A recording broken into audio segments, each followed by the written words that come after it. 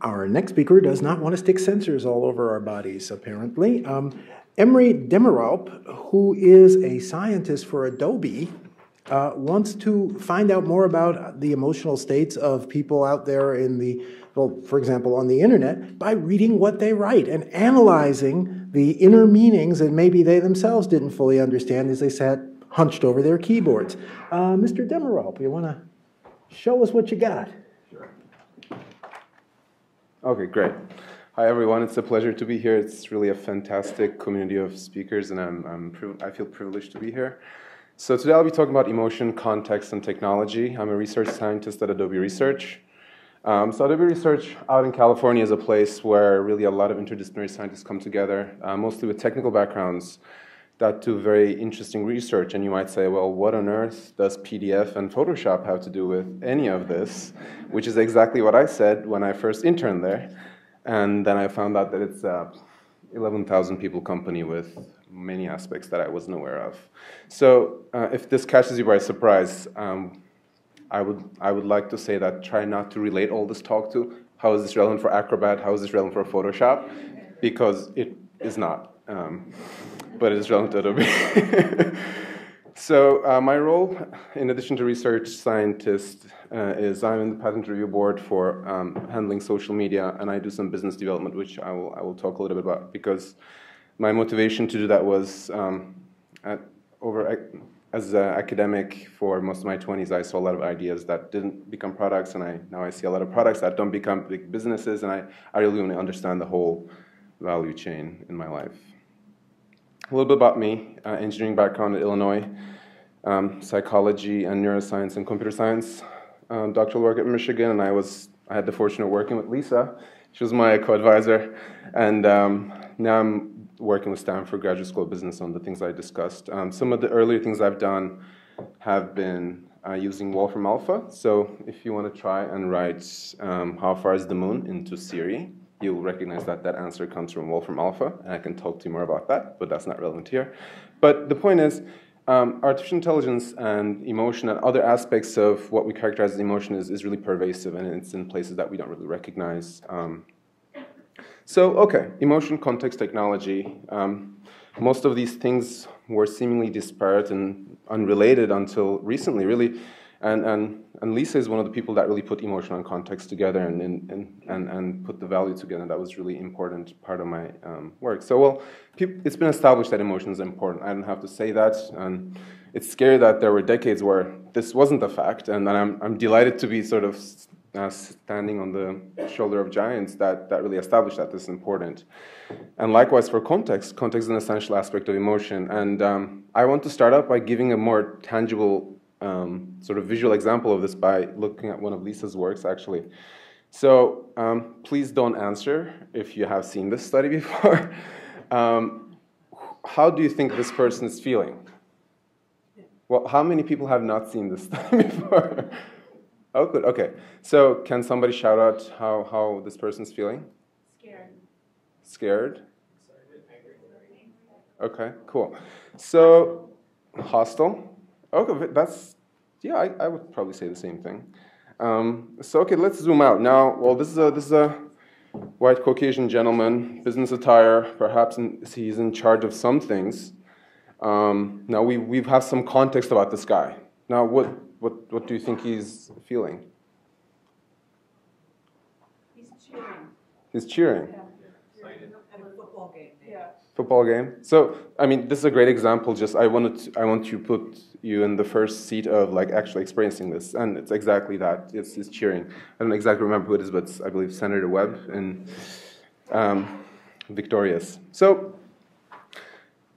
from a computer science point of view, we have to look at this problem and say, well, how are we going to do this without having to have people look at these and annotate that? Well, in this location, if you just look at this area, this person's angry. If you look at the whole thing, this person is perhaps cheery. You really have to have a way of training computers to learn about context. And if data is already, oh, whoops, hello. Hi.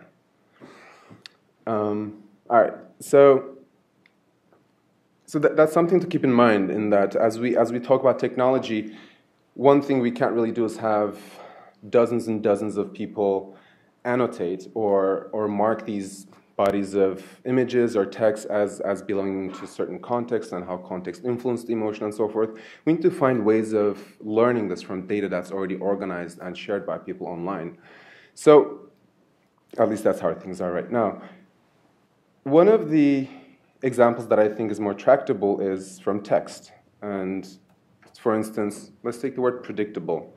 If you ask people how this word, whether it's positive or negative, most people will most likely say that, well, I mean, this is also questionable. People might say it's positive, it's a positive thing, it's a negative thing, but let's say, on average, and this is based on surveys as well, that people tend to say it's a positive thing. Well, predictable income, or let's say a predictable engine in a car, is probably a good thing, but a predictable movie ending is actually a very bad thing. So before availability of information online, a person would have to sit down and write all these contextual cases and review and say, well, if it's used this way, we have to build a language model, and then, you know, it was all kind of handwritten rules, and you had to basically make this system manually proficient.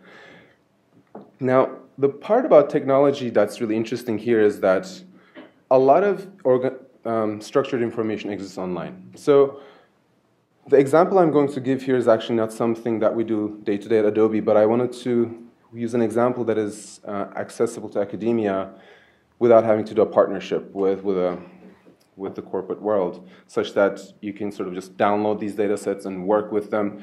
And even though they're not the scale of petabytes or these huge data sets that we deal with, it's still representative of the problem space. So think of Yelp reviews. So Yelp reviews have a number of, a lot of meaningful information. So if you look at, for instance, restaurant reviews, you can have an idea of how people talk about a restaurant that they have positively rated. You have star information about every review, and you have star information about every restaurant.